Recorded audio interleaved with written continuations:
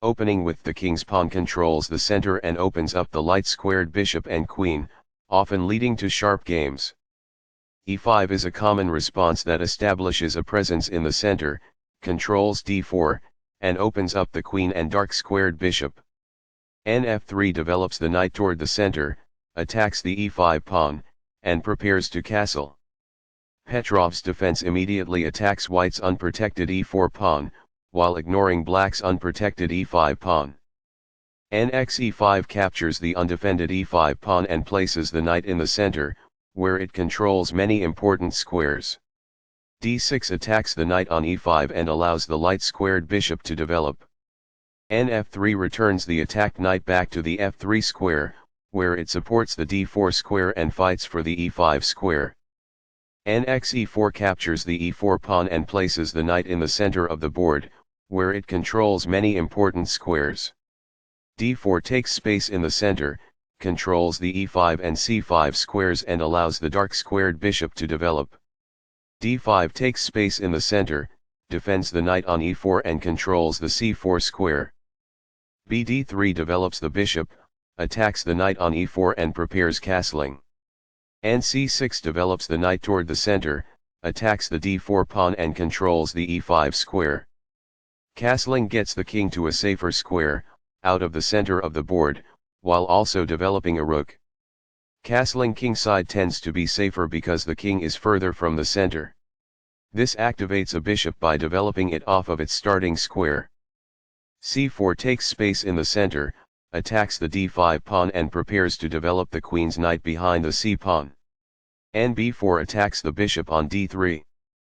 b2 avoids the piece exchange by retreating the bishop to safety. Castling gets the king out of the center and activates the rook. This kicks an opposing knight. This moves the knight to safety.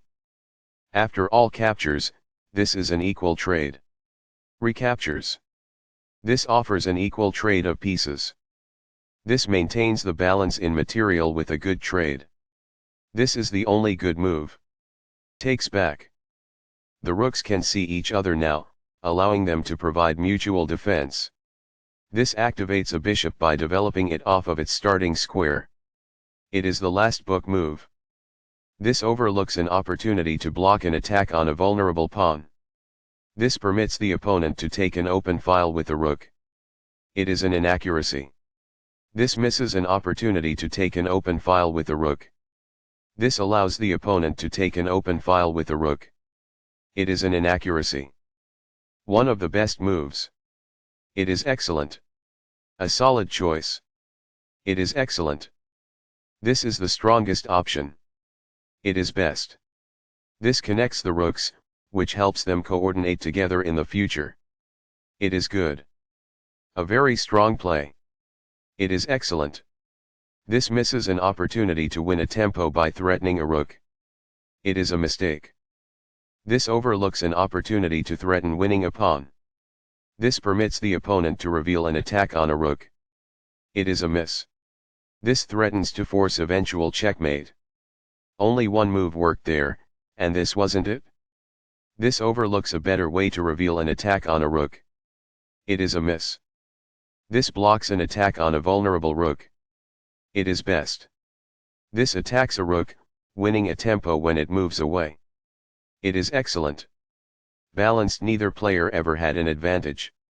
That game was pretty competitive. Both players had an amazing opening. The middle game battle was fairly even.